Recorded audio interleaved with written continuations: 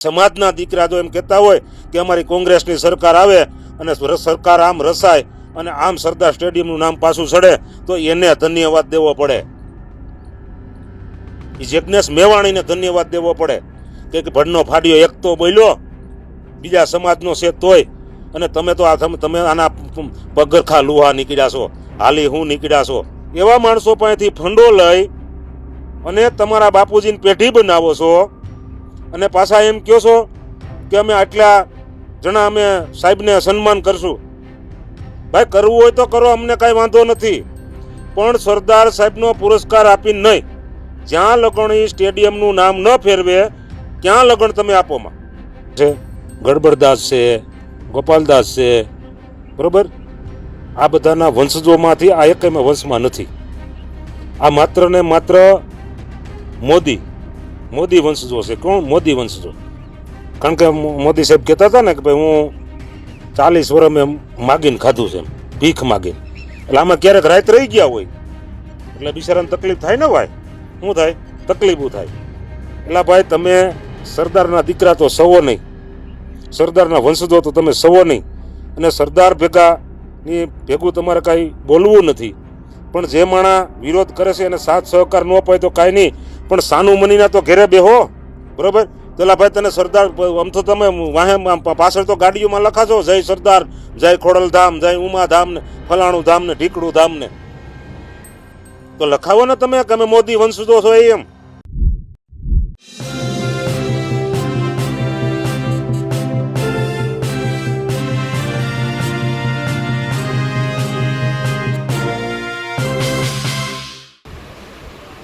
વડાપ્રધાન નરેન્દ્ર મોદી 11મી તારીખે ગુજરાત આવી રહ્યા છે.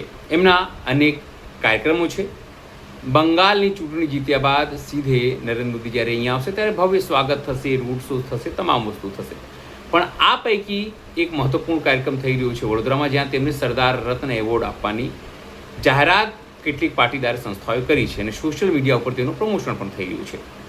પણ આમાં એક પેજ છે જે લોકો માને છે કે સરદાર પટેલ સ્ટેડિયમનું નામ બદલીને નરેન્દ્ર મોદી સ્ટેડિયમ થયું છે.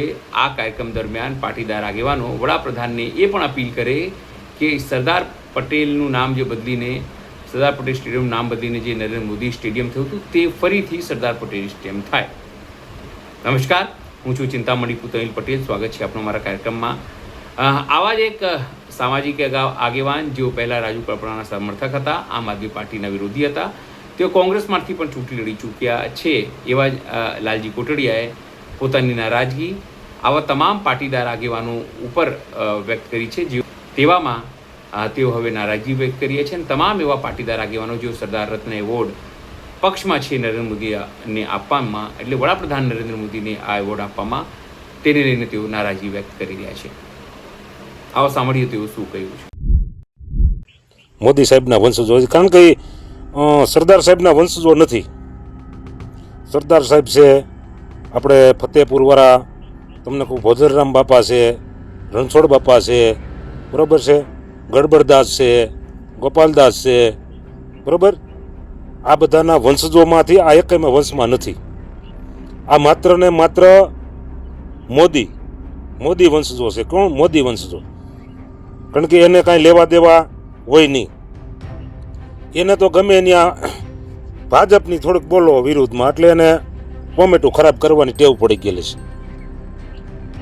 કારણ કે મોદી સાહેબ કહેતા હતા ને કે ભાઈ હું 40 વર્ષ મેં માગીને ખાધું છે, ભીખ માગીને. એટલે આમાં ક્યારેક રાત રહી ગયા હોય એટલે બિચારાને તકલીફ થાય ને ભાઈ. શું થાય? તકલીફ થાય. પણ મારે એ કહેવાનું છે કે ઓરિજિનલ પાટીદારના દીકરા હોય, બરાબર, અને સરદાર સાહેબના અને ભોજરામ બાપાના અને રણછોડ બાપાના વંશજો હોય ને, તો એક સરદાર સાહેબના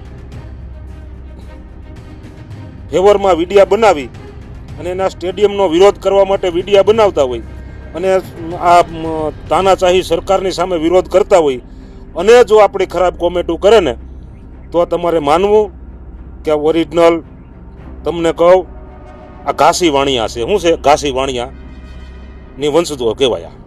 શું કહેવાય? ઘાસી વાણિયાના વંશજો. એમાં એક પંકજ છે પટેલ કરીને, એક કથિરિયા કોક છે અલ્પેશ કરીને, પછી એક આજ પાછા બીજા એક ભાઈ એવા હોત, આ બધા સુરતવાળા છે, બરોબર છે. કારણ કે અલ્પેશ કથિરિયાના માણસો હોય એટલે એને થોડીક તકલીફ પડે ને કે કથિરિયાભાઈ હતા હોતે, એક કાકડિયા કે કુકાણીભાઈ આવ્યા હોત ખરાબ કોમેન્ટ કરવા. એટલે ભાઈ તમે સરદારના દીકરા તો સવો નહીં, સરદારના વંશજો તો તમે સવો નહીં, અને સરદાર ભેગું તમારે કાંઈ બોલવું નથી. પણ જે માણા વિરોધ કરે છે એને સાથ સહકાર ન અપાય તો કાંઈ નહીં, પણ સાનું મનીના તો ઘેરે બેહો. અને રહી વાત બીજી કે 11 તારીખે સાંજે એક ભાઈ આપણે સંસ્થાવાળા કે અમે 8-9 સંસ્થાઓ મોદી સાહેબને સરદાર સાહેબનો પુરસ્કાર એને આપવાના છે. એટલે ભાઈ તમારા બાપનું નામ ભૂહી નાખ્યું છે અને તમે એને સરદાર પુરસ્કાર આપવાના દીકરા થાવ છો. અને કાંઈ સંસ્થાઓ કાંઈ ભાઈ તમારી કરિયાવરમાં આવી છે? ભાઈ હર કોઈ પાટીદારના દીકરાએ એમાં યોગદાન આપ્યું છે. મેં નથી આપ્યું તો મારા ભાઈઓ આપ્યું છે, મારા ભાઈઓને આપ્યું તો એના પાડોશી આપ્યું છે. કોઈએ લાખ રૂપિયા આપ્યા છે, કોઈએ કરોડ રૂપિયા આપ્યા છે. પણ જે કરોડ રૂપિયા આપ્યા ને એની પાસે એવડી તાકાત હોય તેણે કરોડ રૂપિયા આપ્યો. જેણે લાખ રૂપિયા આપ્યો છે ને તો એણે એમ સમજીને આપ્યા કે હું 1 કરોડનો દાતા થવામાં, કારણ કે એની કેપેસિટી પ્રમાણે એણે બિચારા આપ્યા છે.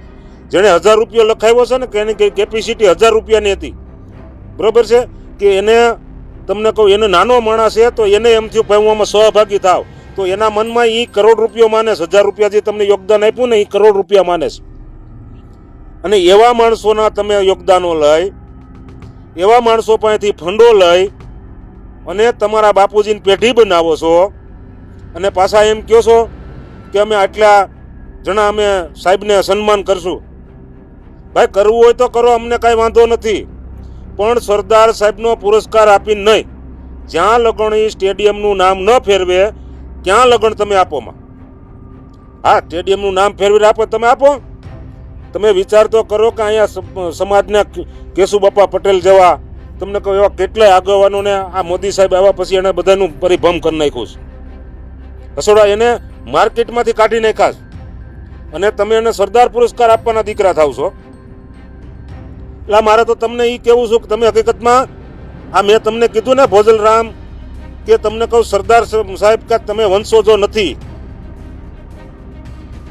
તમે જો એના વંશજો હોય ને તો તમે એટલું તો બોલજો. હા, તમે પુરસ્કાર આપો, પણ તમે એટલું તો બોલજો કે ભાઈ અમે તમને પહેલા પછી પુરસ્કાર આપી, પહેલા તમે એનું નામ કાઢો. પણ નહીં બોલાય તમારાથી, કારણ કે તમે એના પોગલુસણિયા છો. કારણ કે તમારે ધંધા હારુંથી તમે એને બોલાવો છો, તમારે ખરાબ ધંધા કરવા છે.